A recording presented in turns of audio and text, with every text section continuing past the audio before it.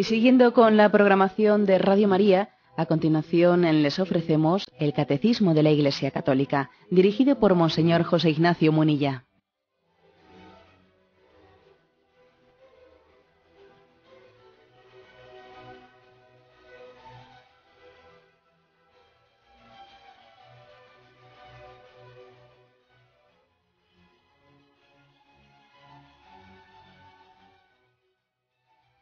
Un cordial saludo a todos los oyentes de Radio María. Un día más, con la gracia del Señor, proseguimos el comentario del Catecismo de nuestra Madre la Iglesia. En los inicios del credo en donde estamos, pasamos del párrafo segundo al capítulo que dice la revelación de Dios como Trinidad.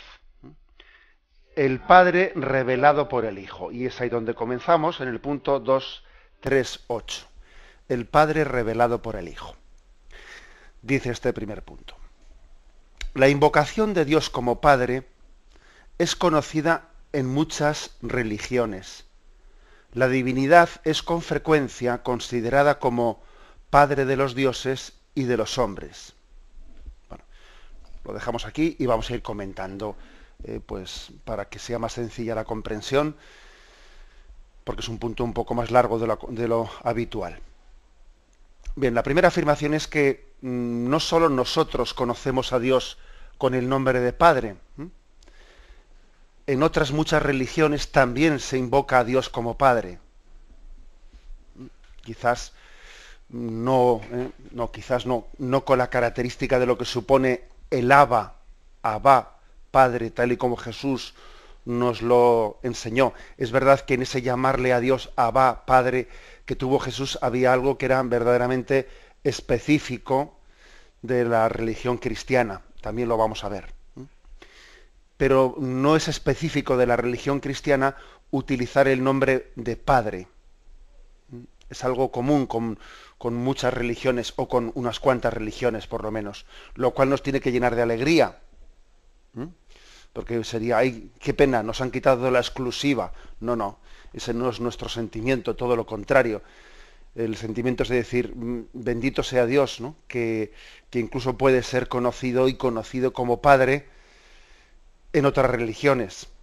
Acordaros de lo que el Concilio Vaticano II afirmó, que por una parte, aun diciendo explícitamente el Concilio Vaticano II que la plenitud de la revelación y de los medios de la salvación están pues en la Iglesia Católica, fundada por Jesucristo, también dice al mismo tiempo el Catecismo que no se excluye que existan semillas de esa verdad revelada, semillas en otras religiones. Es verdad que unas semillas son como de alguna manera elementos sueltos, que no forman entre ellos todo un conjunto orgánico de la fe revelada. Nosotros creemos que la revelación se realizó en Jesucristo, pero la misericordia de Dios ha llevado a que también su revelación haya habido elementos sueltos, semillas sueltas de esa revelación que Dios ha permitido, pues, o sea, ha dado, ¿no? No ha permitido, perdón, ¿no? Sino que ha querido que sean también conocidas por otras religiones. Por eso, fijaros, decimos, Dios es Padre de todos. Sí, es Padre de todos. Podría aquí plantearse una cuestión. Vamos a ver, Dios es Padre únicamente de los bautizados. Fuera de los bautizados, o sea, alguien que no está bautizado no puede llamarle a Dios con propiedad Padre. No admitiríamos tal afirmación. Dios es Padre de todos los pueblos.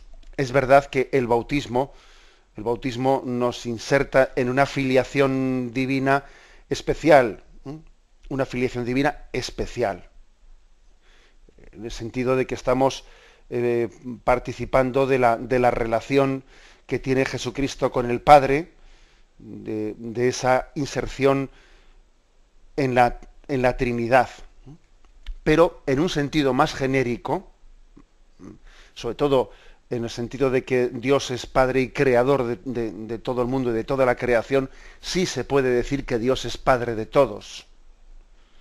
no únicamente Padre de los bautizados. O sea, que la palabra paternidad tiene distintos niveles. Tiene distintos niveles. También nosotros, ¿no? Pues utilizamos la palabra padre en distintos niveles. Es para mí como un padre. Es un padre adoptivo, es un padre natural. Bueno, también nosotros utilizamos la palabra padre en distintos sentidos.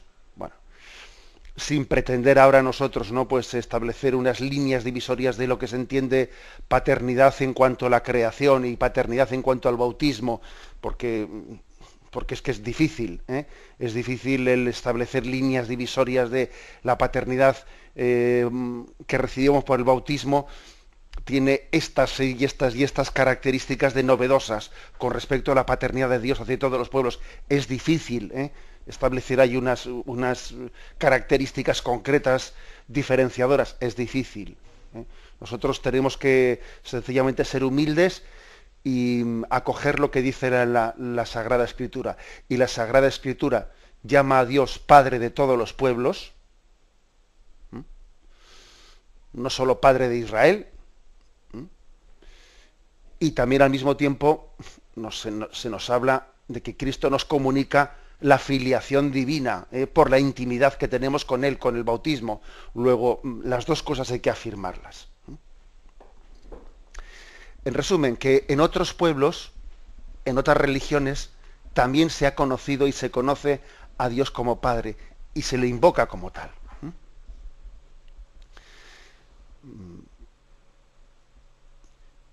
Continúa diciendo, en Israel Dios es llamado Padre en cuanto creador del mundo. Bien, este es por lo tanto un primer sentido de la palabra Padre, de la paternidad de Dios. Paternidad en cuanto a la creación del mundo. Vienen aquí dos textos. Primero, Deuteronomio, capítulo 32, versículo 6. Así pagáis a Yahvé, pueblo necio e insensato. ¿No es Él tu Padre el que te creó, el que te hizo y te constituyó? Bueno, esta especie en este reproche que está haciendo Yahvé a su pueblo, o hacia el profeta, dice, ¿no es Él tu Padre el que te creó, el que te hizo y te fundó?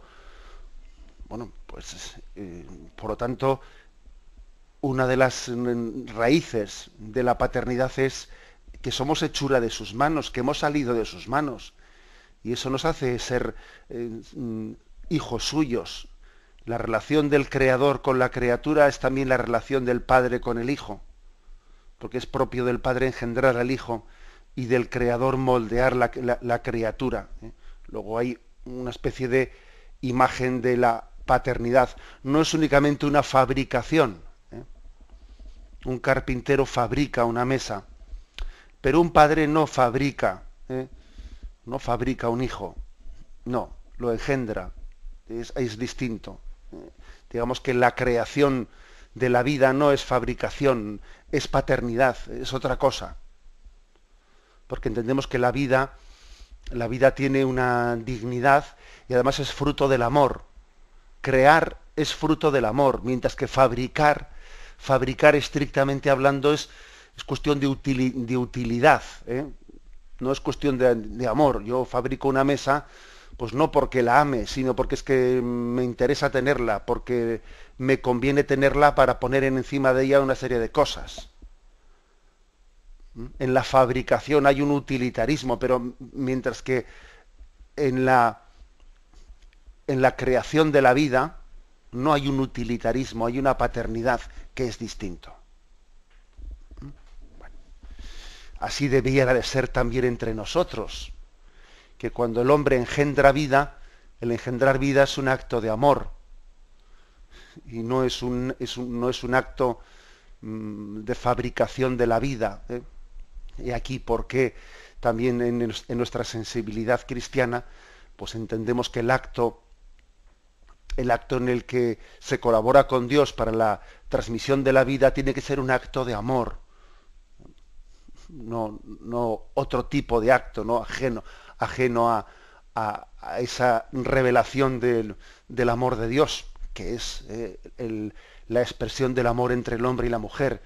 lugar adecuado en el que se expresa que la vida no es fabricada, sino que es engendrada por amor. Bien, eso es un pequeño paréntesis porque hoy no nos toca hablar de eso, ¿eh? Pero digamos que este es el primer sentido de la palabra paternidad, el Dios creador. El segundo texto que se nos ofrece es el de Malaquías, capítulo 2, versículo 10. ¿No tenemos todos nosotros un mismo Padre? ¿No nos ha creado el mismo Dios? ¿Por qué nos traicionamos los unos a los otros, profanando la alianza de nuestros padres? No tenemos, o sea, no somos todos los seres humanos hijos del mismo Dios. Fijaros aquí que como también se utiliza la expresión de decir todos los seres humanos son hijos del mismo Dios. No podemos reducir exclusivamente al bautismo la categoría de hijo. Es verdad que el bautismo nos permite tener la condición de hijo en un sentido especial, pero no en el sentido de que los que no están bautizados no sean hijos. Sí, son también hijos. Entre otras cosas, en este sentido que dice aquí el Catecismo, en el sentido de criaturas de Dios Padre. No tenemos todos un mismo Padre. Entonces, ¿cómo estamos peleándonos unos con otros? ¿Cómo es posible que seamos fratricidas? Porque lo más duro de las guerras es que siempre son fratricidas. A veces solemos decir que lo peor es una guerra civil, porque la guerra civil se matan entre hermanos. Todas las guerras son civiles, en este sentido. Todas las guerras son guerras civiles. Aunque el otro hable un idioma distinto, aunque sea de una raza distinta, es hermano tuyo, también es hermano tuyo. Luego, todas las guerras mundiales, son guerras civiles. Esto es algo que nos debería de calar hondo, ¿no? Calar hondo. El sentido de las fronteras y de las divisiones entre la humanidad es totalmente relativo desde el ángulo teológico de la creación por parte de Dios de la humanidad. Bueno, como veis, primer argumento para sustentar la paternidad de Dios, la creación. Aquí un africano y un asiático y un americano, un europeo, pues alguien de Oceanía, etcétera, están creados por el mismo Dios y las diferencias raciales que hay entre ellos son totalmente anecdóticas. Acordaros de aquella famosa canción que cantábamos de pequeños en las iglesias, ¿no? ¿De qué color es la piel de Dios? Virgen negra, amarilla, roja y blanca es, todos somos iguales a los ojos de Dios. Bueno, pues era una canción bien bonita, ¿no? Que se nos quedaba grabada en nuestro corazón. Este es el primer sentido de la paternidad. Seguimos adelante. Dice, pues aún más, es padre en razón de la alianza y del don de la ley a Israel su primogénito. Bueno, aquí hay un pasito más, otro grado más dentro de ese ser hijo. Ser hijo. Dios ha decidido revelarse y ha tomado un camino concreto para la revelación, que es el camino de la alianza con Israel. Y eso supone que en esa relación especial que tiene con el pueblo de Israel, pues tiene una paternidad especial con ellos, con ese pueblo, y con nosotros, los que hemos sido hijos de ese pueblo. Le llama a Israel su primogénito. Es un amor de elección totalmente gratuito. No te he elegido porque seas el mejor, no te he elegido porque seas, no, o el más santo o el más inteligente, no. Te he elegido por puro amor. Es una iniciativa gratuita del amor de Dios. Se nos remite aquí al texto, es posteriormente donde se remite. Aquí sencillamente se recuerda que en Éxodo 4, 22 se le llama a Israel primogénito. ¿Qué quiere decir primogénito? Que es el mayor de los hermanos, pero que luego habrá más hermanos también. Se le llama primogénito porque luego va a haber también hermanos menores. Nosotros somos hermanos menores. Israel es nuestro hermano mayor. El pueblo judío es nuestro hermano mayor. Así le llamó Juan Pablo II, nuestros hermanos mayores. Israel es el primogénito. Es una perspectiva bíblica que está en la palabra de Dios. No sé si lo habíamos pensado en alguna ocasión, pero al pueblo judío les llamamos nuestros hermanos mayores. Fue el primogénito de Yahvé. Y nosotros somos los hermanos que hemos venido después. He aquí, pues, por lo tanto, un segundo sentido de la palabra Padre. El primero es el de el creador de todo el mundo. El segundo es el Padre especialmente de Israel, que es primogénito, el primogénito de ese Dios Padre. Tenemos un momento de reflexión y continuaremos enseguida.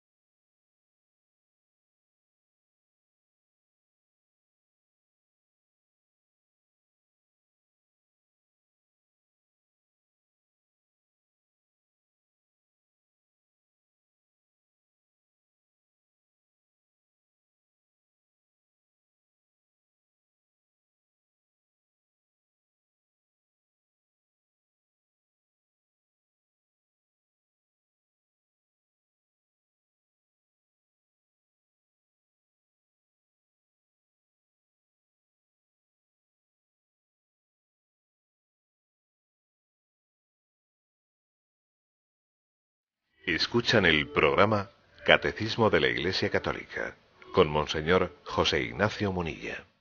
Continuamos explicando este punto 238. ¿En qué sentidos aparece en la Sagrada Escritura la afirmación de que Dios es Padre? Hemos dicho primero en cuanto creador de toda la humanidad. Segundo, en cuanto que ha elegido a Israel, es Padre de Israel de una forma especial, que es el primogénito de todos los pueblos. Continúa diciendo, es llamado también Padre del Rey de Israel. Es decir, que también Dios puede elegir, de hecho, ha elegido algunas personas concretas para manifestar su paternidad dentro de ese pueblo de Israel. Ha elegido a Israel como hijo, pero al mismo tiempo hay personas concretas, como es por ejemplo la realeza davídica, la realeza de Israel, que manifiesta también la paternidad de Dios. Entonces, en la medida en que el rey es hijo, ejerce también de padre. La mejor manera de poder ejercer la paternidad es poder ser un buen hijo. Igual que decimos que no se puede ser pastor sin ser oveja. Nosotros, que queremos ser pastores del pueblo, tenemos que comenzar por ser ovejas humildes de Dios. Bueno, pues aquí el texto que se nos ofrece es el texto de segundo libro de Samuel, capítulo 7, versículo 14. Yo seré para él padre, y él será para mí hijo. Si hace mal, le castigaré con vara de hombres y con golpes de hombres. Pero no apartaré de él mi amor, no lo apartaré de Saúl, a quien quitaré delante de mí. Tu casa y tu reino permanecerán para siempre ante mí. Tu trono estará firme eternamente. Es decir, que coge y protege al rey de Israel. Está protegiendo y haciendo y manifestando esa paternidad muy especial sobre el rey de Israel, para que al ser el rey especialmente protegido como hijo, todo el pueblo de Israel sienta en él también esa paternidad. Fijaros que también esto ocurre de alguna manera entre nosotros. ¿Cómo le llamamos al máximo representante de la Iglesia católica le llamamos el Papa, el Padre. Es curioso que hemos elegido también el nombre de Padre para el Pastor Supremo en la Iglesia Católica, para el sucesor de San Pedro. Le llamamos Padre, con lo cual quiere decir que Dios, que le ha elegido para guiar a su Iglesia, quiere que sea imagen de la paternidad de Dios. Algo parecido como ocurre en Israel, que Israel es el pueblo primogénito de Yahvé y Dios le elige al rey de Israel y especialmente le llama hijo mío. También Dios le llama especialmente al Papa hijo mío, y por eso él también ejerce de Padre, Padre nuestro. Bien. Seguimos adelante y dice, y es muy especialmente el Padre de los pobres, del huérfano y de la viuda, que están bajo su protección amorosa. Este es otro sentido más que se suma a los anteriores.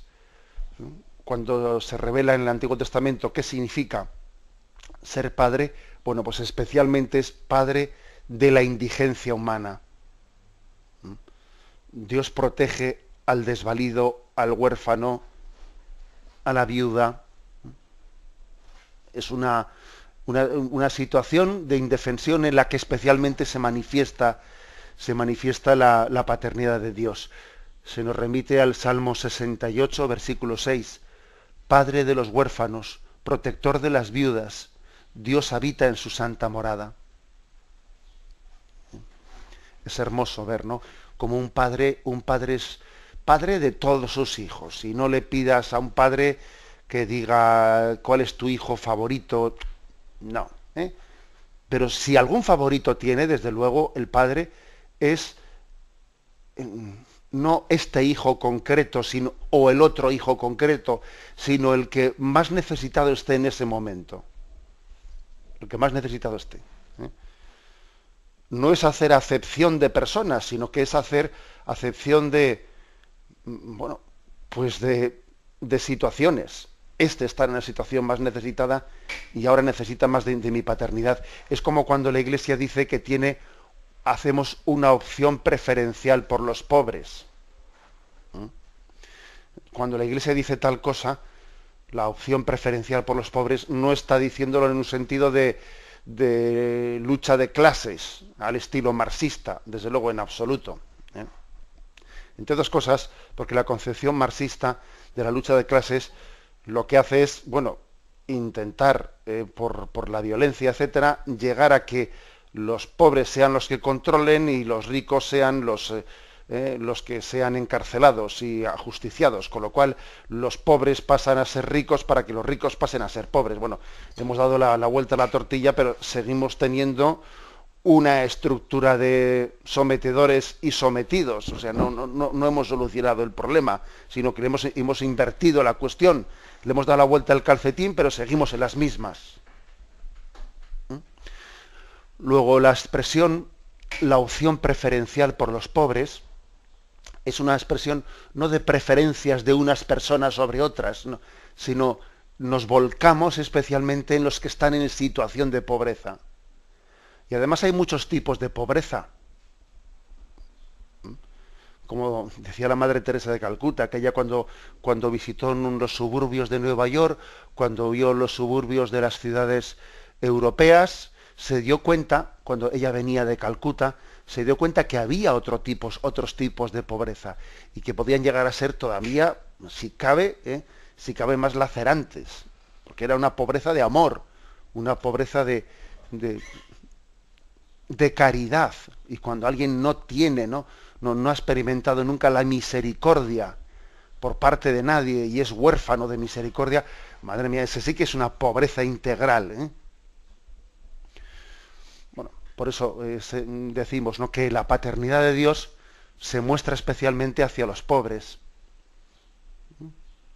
hacia los que viven cualquier clase y cualquier tipo de indefensión. Pasamos al siguiente punto, el punto 239. Al designar a Dios con el nombre de Padre, el lenguaje de la fe indica principalmente dos aspectos: que Dios es el origen primero de todo y autoridad trascendente, y que es al mismo tiempo bondad y solicitud amorosa para todos sus hijos. O sea que la palabra padre, el concepto de padre incluye estas dos cosas. Incluye el ser, el origen trascendente, o sea, la vida nos ha sido dada. Yo no me he autoconstituido, no soy autónomo. No. ¿Qué tengo yo que no haya recibido? Vamos a ver. Si todo me ha sido dado. La paternidad es algo que te constituye, que te debería de constituir humilde. ¿Qué tengo yo que no haya recibido? Vamos a ver. O sea, primer sentido de la palabra paternidad. Este es autoridad trascendente. Y segundo, bondad, solicitud amorosa. Padre, es decir, es sinónimo de decir misericordia. No solo es autoridad, no solo es bienes de, sino además vienes por misericordia, vienes por amor. O sea, nuestra existencia es gratuita y además es hija de misericordia. Son dos aspectos que podría ser uno y el otro no. O sea, que por lo tanto todavía el segundo le añade al primero. O sea, no solo he sido creado gratuitamente, sino que es que además he sido creado en relación de amor. O sea, una madre no solo tiene a un hijo por amor, sino que desde el primer momento en que lo tiene le cuida entrañablemente, ¿no? El acto de la madre que da de mamar a su hijo es una imagen de una ternura especial. Porque el hijo no solo tiene un origen que le trasciende, sino que es que además ha nacido en la misericordia. Desde el momento en que ha nacido, ha tenido unos brazos que le han querido. Eso es lo que significa padre. O es lo que significa madre. Bien. Seguimos adelante con la lectura del punto 239 y dice: esta ternura paternal de Dios puede ser expresada también mediante la imagen de la maternidad, que ya un poco lo acabo de adelantar. También en la Sagrada Escritura hay imágenes no sólo de la paternidad, sino también de la maternidad. En el fondo no se trata de asignarle a Dios ni el sexo masculino ni el sexo femenino. Estamos hablando de Dios desde imágenes humanas. Desde imágenes humanas. Me imagino que alguno, posiblemente, como este es un tema que suele ser con frecuencia invocado desde las teologías feministas, desde la ideología de género, y a veces se le acusa a la religión católica, y sí, especialmente a la religión católica, de machismo, etcétera, etcétera. Es posible que cuando yo he dicho esto de decir, bueno, pues entonces, si Dios puede ser llamado padre y puede ser llamado madre, si en Dios no existe el sexo masculino y femenino, ¿por qué la Iglesia católica se empeña en que el sacerdocio tiene que ser un sacerdocio elegido entre los varones y no entre las mujeres, etcétera, etcétera, ¿no? Me imagino que ha podido haber alguno que se le haya planteado esa duda. Y hay que responder de la siguiente forma. Vamos a ver, es cierto que Dios Padre, no es ni hombre ni mujer, o sea que sería llamarle a Dios Padre en el sentido de paternidad de sexo masculino contrapuesto al sexo femenino sería absurdo. Pero una cosa es hablar de la paternidad o maternidad de Dios, y otra cosa distinta es Jesucristo. Jesucristo es el Hijo de Dios, pero hecho hombre, encarnado, quien ha tomado la condición humana. Por lo tanto, Jesucristo sí es varón, Jesucristo sí es hombre, y eso no es baladí.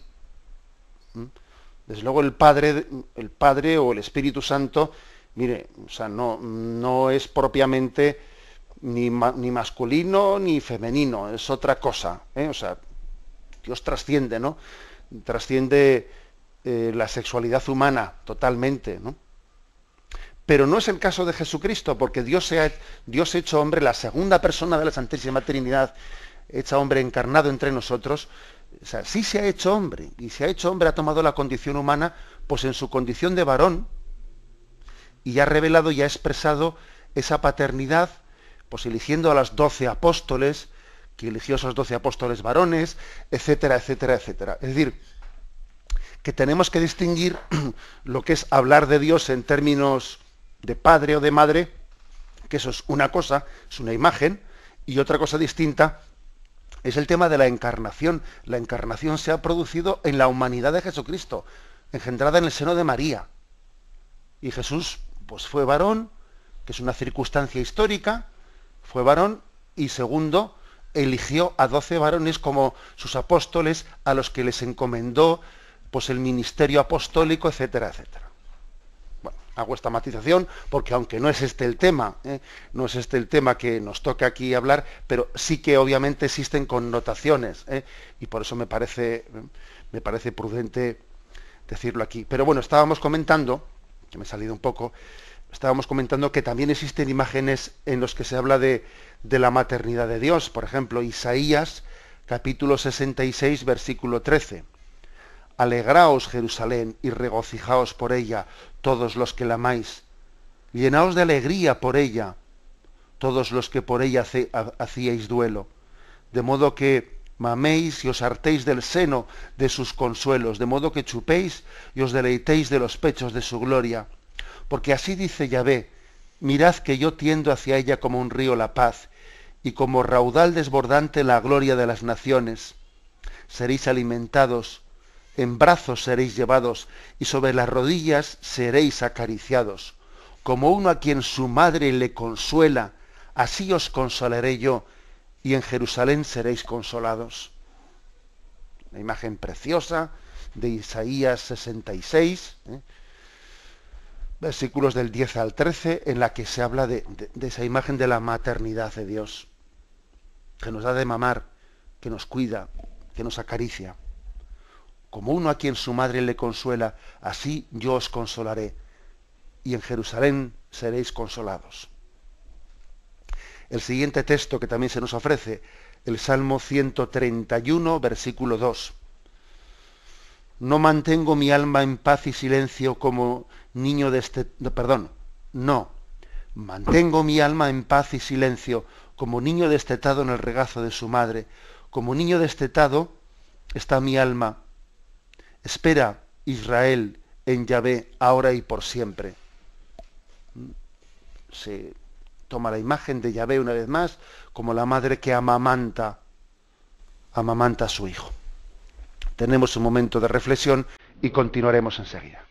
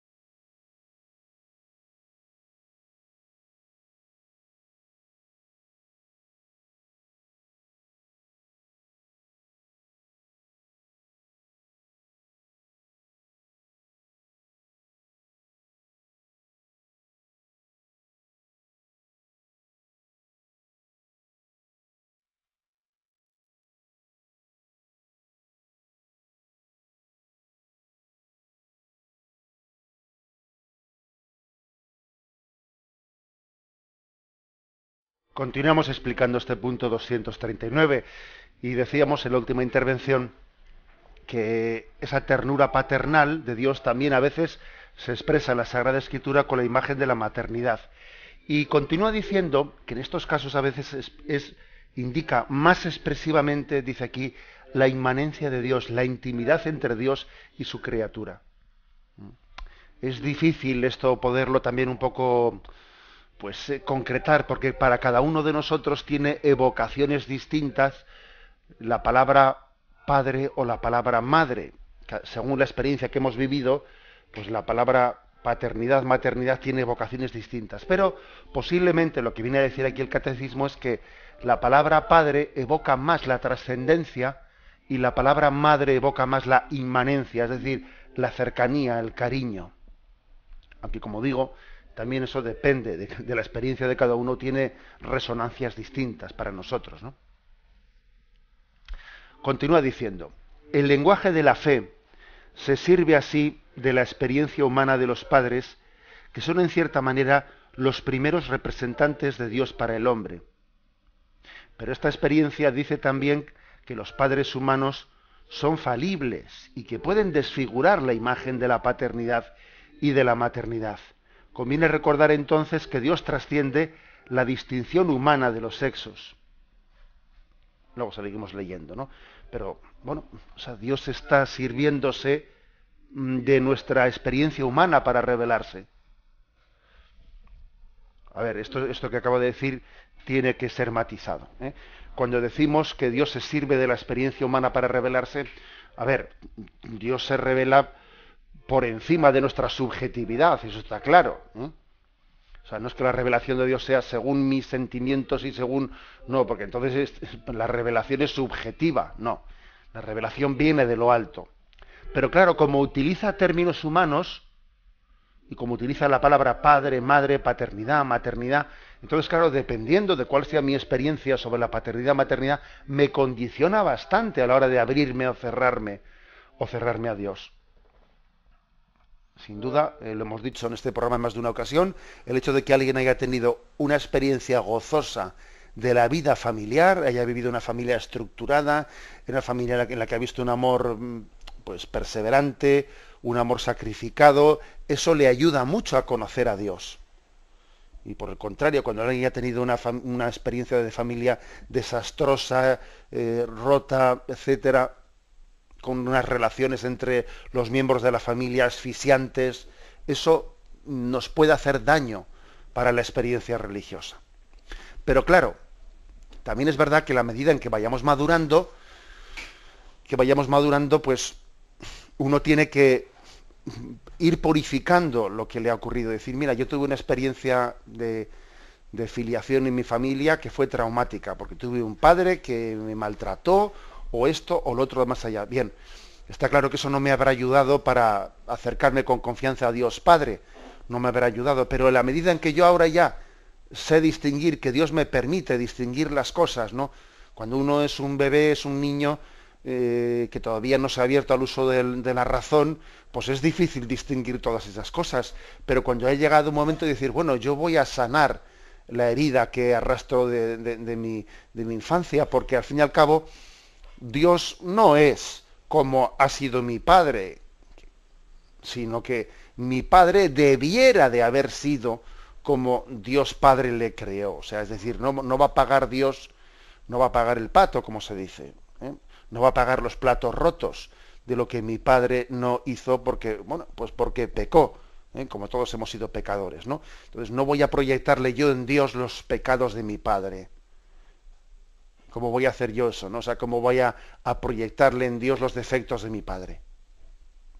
Luego uno cuando llega a una edad ya en la que discierne, tiene que decir, bueno, yo aunque tuviese esas heridas, tengo que distinguirlas y tengo que sanar esa herida, porque Dios es Padre misericordioso por encima de que mi padre no ha sabido serlo. O sea, que yo no puedo yo repetir lo del refrán que dice, se piensa el ladrón que todos son de su condición, ¿eh? Pues como he tenido esa mala experiencia, la proyecto en todo el mundo y no me fío de nadie, no me fío de los otros, porque como tuve una mala experiencia con mi padre ya, me parece que todo el mundo va a ser como mi padre, incluso hasta Dios va a ser como mi padre, ¿no? No. Esa expresión de que se piensa el ladrón de que todos son de su condición es muy sabia, ¿eh? Uno tiene que sanar las malas experiencias que ha tenido para abrirse al conocimiento de la realidad, De lo contrario, todo su conocimiento de la realidad está viciado por una mala experiencia que tuvo. Bueno, por eso dice, conviene recordar que Dios trasciende la distinción humana de los sexos. Oye, mira, aunque a Dios le llamemos Padre, Dios en el fondo no es ni padre ni madre, no es ni hombre ni mujer. O sea, es un término para hablar de Él. Bueno, perdón, quiero decir que no es ni padre ni madre en el sentido nuestro humano, sino que trasciende el sentido humano, de ser padre y ser y madre. No es hombre ni mujer, es Dios, que es otra cosa.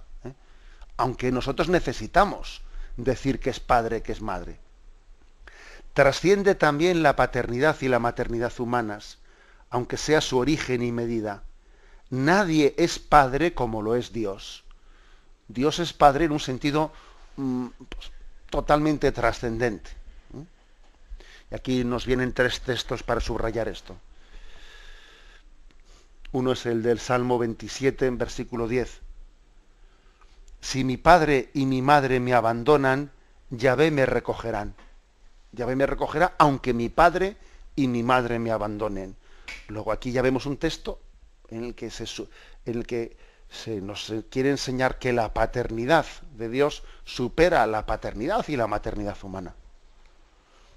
El famoso texto de Isaías 49, versículo 15. ¿Es que puede olvidarse una madre del hijo de sus entrañas? ¿No conmoverse por su hijo? Pues aunque eso ocurriese, yo no me olvidaré de ti. Luego, Dios no es como nosotros. O sea, supera infinitamente, ¿no? nuestras categorías. Otro texto, Efesios capítulo 3, versículo 14. Por eso doblo mis rodillas ante el Padre, de quien toma nombre toda familia en el cielo y en la tierra. O sea, de Dios toma nombre toda la familia humana, no al revés. O sea, Dios no es Dios Padre como mis padres, no, sino al revés. Mis padres son padres como deberían de ser, como Dios. Como Dios es Padre, como Dios es Madre. Luego veámoslo así, veámoslo bajo esta perspectiva. Ojo con hacer de Dios una proyección de nuestra experiencia humana. Más bien es nuestra experiencia humana la que debiera de haber reflejado lo que es el ser de Dios, de su paternidad, de su maternidad. Lo dejamos aquí, damos paso a la intervención de los oyentes. Podéis llamar para formular vuestras preguntas al teléfono 917-107-700. 917-107-700.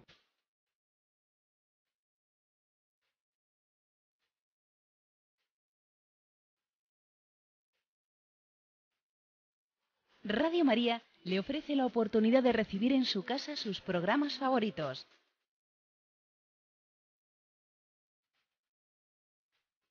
Ahora lo puede hacer a través de nuestra página web www.radiomaria.es o bien llamándonos al 902 500 518.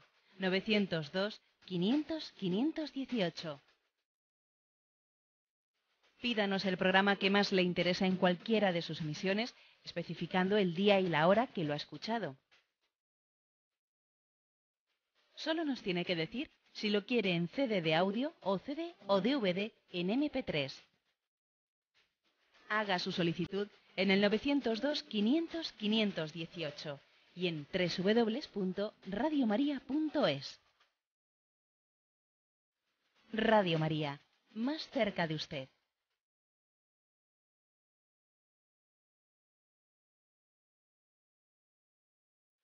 Sí, buenos días, ¿con quién hablamos? Buenos días, padre, soy Valeria, llamo de Gran Canaria, bendición. Muy bien, adelante. Soy una fósfora de su programa, mire, estoy un poquito nerviosa. Es en relación a lo que estaba comentando ahora sobre la paternidad. Yo comento, en mi casa, yo soy casada, la autoridad la tenemos tanto mi esposo como yo, hacia la educación de nuestros hijos. Por lo tanto, yo pienso que es tan valiosa la intervención de la madre como del padre. Ahora, en el tema controversial que usted habla sobre la feminidad o paternidad, lo que yo no entiendo es en qué momento la Iglesia ¿por qué no toma más en cuenta a la autoridad de la mujer? Si Dios escogió una mujer para que fecundara a su hijo, ¿en qué momento? ¿Por qué la Iglesia decidió siempre que fuera el hombre? Yo sé que es un tema un poquito controversial y me disculpa, pero me parece que si tomaran en cuenta más a las mujeres en cuestión de autoridad, quizás pudiera llegar a más gente, no sé. Es algo un poquito complejo, lo sé. De acuerdo. Sí, pero tengo mis dudas. De acuerdo. Bueno, yo intento hacer mi aproximación para intentar ayudarle, aunque, como usted bien ha dicho, es un tema un poco delicado. Bien, vamos a ver. Creo que la Iglesia, al contrario de lo que hoy se dice, ha hecho, especialmente la Sagrada Escritura en la Revelación, ha hecho un servicio grande contra el machismo. Digamos que si las relaciones humanas se ven únicamente desde el punto de vista del reino animal, en el reino animal, ¿qué es lo que ocurre? Pues que el macho tiene más fuerza que la hembra, ¿no? Generalmente. En el reino animal el macho tiene más fuerza que la hembra. Y entonces le somete por fuerza física. Y entonces existe una autoridad por la fuerza. Bien, sin embargo, al espiritualizar la relación de los hombres y al espiritualizar también la relación del hombre y la mujer, eso conlleva que no se aplique entre nosotros la ley de la fuerza animal, la ley de la selva, sino que uno descubre en la Sagrada Escritura pues esa equiparación entre el hombre y la mujer, que por ejemplo cuando Jesús dice: y el hombre que abandone a su mujer y se case con otra, comete adulterio. Y la mujer que abandone a su marido y se case con otro, comete adulterio. Y es curioso que ese texto en el que Jesús condena el divorcio, es un texto en el que equipara totalmente al hombre y a la mujer. O sea, no es como si dijera la adúltera, ¿qué pasa? Y que si es adúltero no comete el mismo pecado. O sea, Jesús pone en el mismo nivel al hombre y a la mujer, pues en casos como el del adulterio, como en casos como el del divorcio, en casos, etcétera. Luego la revelación es muy sanadora de ese machismo. Y la Iglesia entiende que una familia madura es una familia en la que la autoridad está compartida. Es una mala señal el que en un matrimonio, en una familia, pues haya una delegación total de la autoridad hacia el padre, que es el que ejerce la autoridad, y la madre no la comparte. Mal asunto es ese, mal asunto. Bien, esto yo creo que es muy claro. Otra cosa es que a veces nos hemos agarrado mucho al texto, un par de textos que existen de San Pablo, en los que habla de la autoridad del hombre sobre la mujer, del cabeza de familia sobre la esposa y sobre los hijos, diciendo: mujeres, obedeced a vuestros maridos. Pero claro, nos olvidamos que luego dice también otra frase correlativa: maridos, amad a vuestras mujeres y servidlas como a vuestra propia carne. Es decir, que se está hablando de una autoridad en el servicio. No es una autoridad despótica, no es una autoridad de que me sirvan a mí, sino entender la autoridad como servicio. Servicio hacia la esposa y servicio hacia los hijos. Yo creo que me atrevería a decir, ¿no?, aunque es, como decía el oyente, muy delicado la cuestión, que quizás la característica que pueda diferenciar el tipo de autoridad de la paternidad y de la maternidad esté muchas veces en que, la paternidad del padre se expresa más en la trascendencia y la de la madre en la inmanencia. Un poco esto que decía aquí el punto del catecismo que hemos comentado, es decir, la autoridad del padre es más protectora frente a los peligros externos, mientras que la de la madre es más establecedora de relaciones de intimidad y de cariño en el seno de la familia. O sea, está claro que Dios nos ha creado distintos. Tampoco, para sanar el machismo, no tenemos que caer en la tentación del igualitarismo. No, el igualitarismo no es cristiano, porque Dios ha creado al hombre y a la mujer distintos. O sea, que no discriminar a la mujer no es hacerla una marimacho, no, porque eso es una pena, ¿eh? Es una pena que no se conserve lo específico de la mujer. Dios ha creado a la mujer y al hombre, afortunadamente nos ha creado distintos. Pasa que es muy difícil decir, a ver, ¿cuáles son las características del hombre? Son estas, las de la mujer son las otras, pero tenemos que luchar contra el machismo, que siempre es una tendencia de la animalización del hombre, pero sin caer en la doctrina del igualitarismo, ¿no?, que plantea hoy en día la ideología de género, que no respeta toda la riqueza específica con la que Dios nos ha creado al hombre y la mujer, ¿eh? Bueno, espero haberle ayudado en algo, en alguna cosita, porque soy consciente de que es un tema delicado. Damos paso a un siguiente oyente. Buenos días. Buenos días. Buenos días, le escuchamos. Adelante. Mire, quería hacerle 3 afirmaciones que quería saber si son correctas. De acuerdo. Mire, Jesucristo es persona divina. Bueno, eso no cabe la menor duda, pero lo siguiente, Jesucristo no es una persona humana, pero que sí tiene cuerpo humano. ¿Eso sería correcto? Sí, correcto. Correcto, es decir, bueno, ya terminó su pregunta, ¿no? Le respondo Sí. por la es así, es decir, vamos a ver. Por ejemplo, cuando se dice la Virgen María fue la persona humana que tuvo más confianza y abandono en Dios Padre. Alguno puede decir, bueno, esa expresión está mal dicha, porque también Jesús tuvo más confianza. Sí, pero hemos dicho persona humana. O sea, que es que Jesús fue persona divina. Bueno, perdón, es persona divina.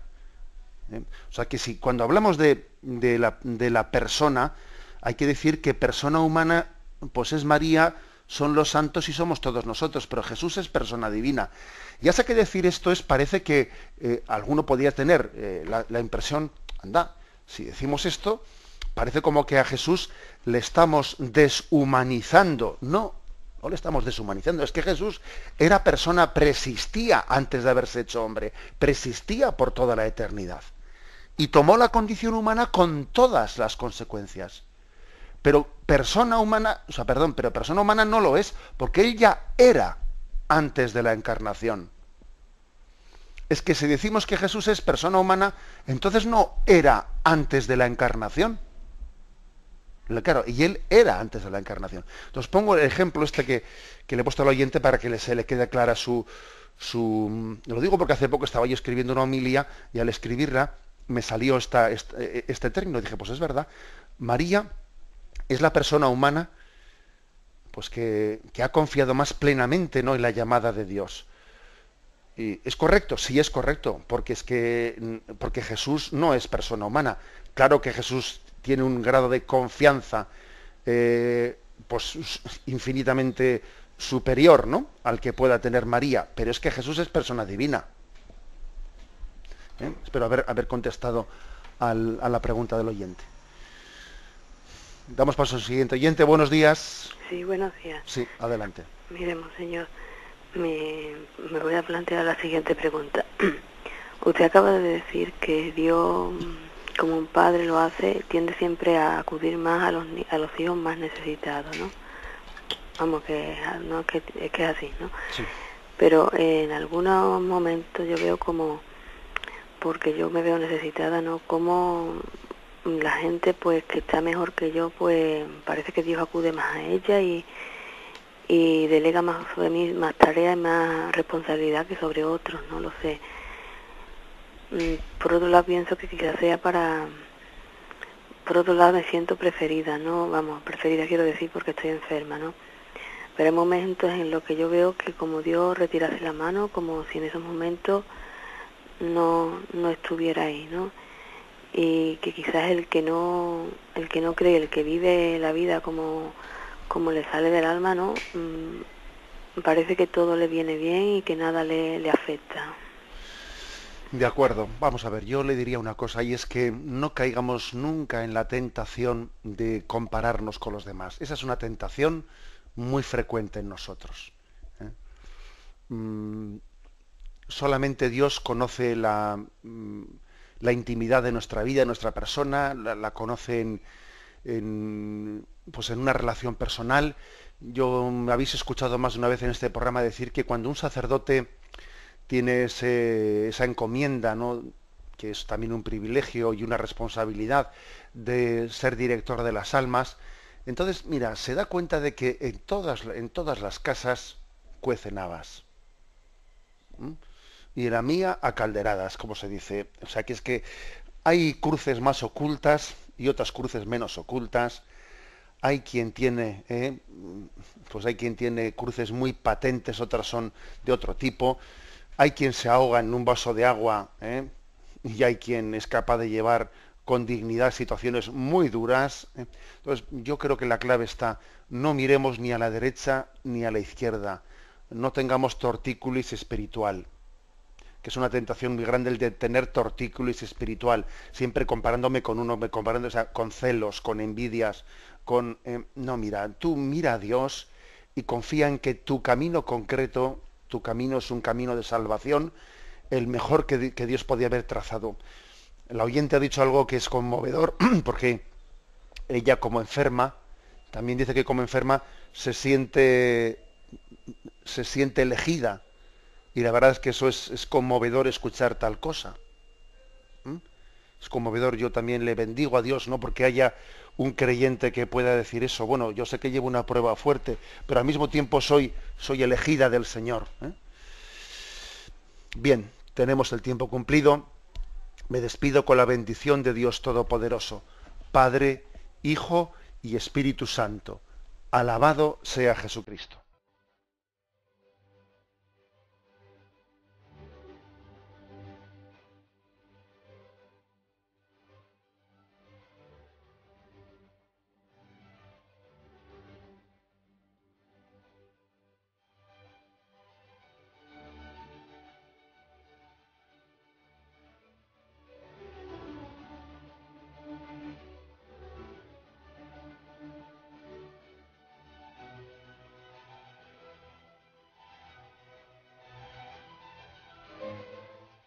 Han podido escuchar en Radio María el Catecismo de la Iglesia Católica, dirigido por Monseñor José Ignacio Munilla.